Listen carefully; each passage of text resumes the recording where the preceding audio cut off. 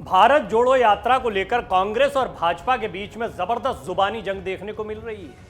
कभी T shirt का विवाद सामने आ गया, तो कभी स्मृति ईरानी का बयान विवेकानंद को लेकर सामने आ गया। ऐसी बहुत सारी चीजें हैं जो एक के बाद एक देखने को मिल रही है। शुरुआत तो तभी हो गई थी जब बीजेपी के एक बड़े नेता ने भारत छोड़ो कह दिया, भारत जोड़ो की जगह, और भारत छोड़ो आंदोलन जो गांधी जी के साथ जुड़ा था उसका अपना महत्व है। बहरहाल इस पर कई जगह पर सोशल मीडिया पर दोनों पार्टियों की आईटी सेल की तरफ से जबरदस्त लड़ाई देखने को मिली, लेकिन जनता के सामने भी इसका एक मैसेज गया है।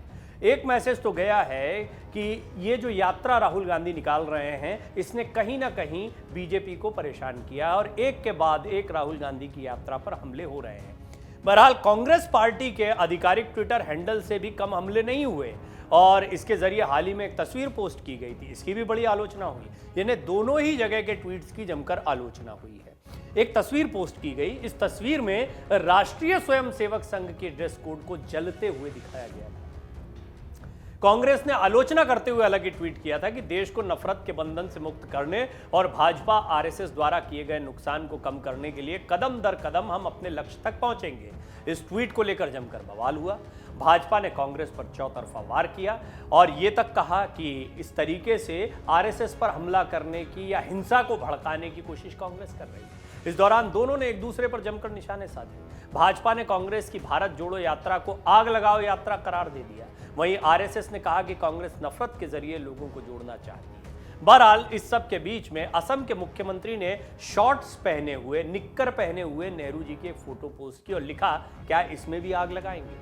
अब मुख्यमंत्री असम के जो है हेमंत बिस्वा शर्मा, वो तो जाने ही जाते हैं अपने विवादित बयानों के लिए, इस तरह के ट्वीट्स के लिए। उन्होंने ये तस्वीर जारी की। इस तस्वीर में भारत के पहले प्रधानमंत्री पंडित जवाहरलाल नेहरू को निक्कर में दिखाया गया है।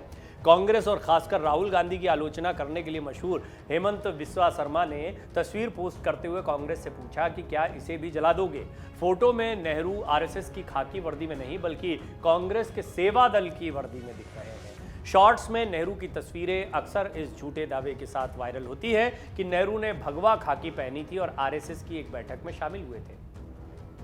रिपोर्ट्स के मुताबिक तस्वीर में नेहरू आरएसएस के खाकी शॉर्ट्स में नहीं है बल्कि ये कांग्रेस के सेवा दल की यूनिफॉर्म थी। उस वक्त कांग्रेस सेवा दल की स्थापना 28 दिसंबर 1923 को हुई थी। स्वतंत्रता संग्राम के दौर में इस संस्था की यूनिफॉर्म में हाफ पैंट शामिल था, ठीक वैसे ही जैसे बाद में संघ के लिए निक्कर का प्रावधान रहा या हाफ पैंट का प्रावधान रहा। बाद में यूनिफॉर्म को बदलकर सफेद शर्ट और सफेद पैंट कांग्रेस सेवा दल में कर दिया गया था और सफेद कैप भी साथ में जोड़ी गई थी। 2018 में सेवा दल की यूनिफॉर्म बदलकर सफेद टी शर्ट और ब्लू जीन्स और सफेद कैप की गई।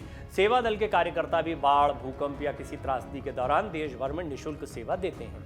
12 सितंबर को कांग्रेस की पोस्ट पर जो बवाल मचा था उसके बाद धीरे धीरे पहले प्रधानमंत्री पंडित जवाहरलाल नेहरू की ये तस्वीर चर्चा में एक बार फिर से आ गई।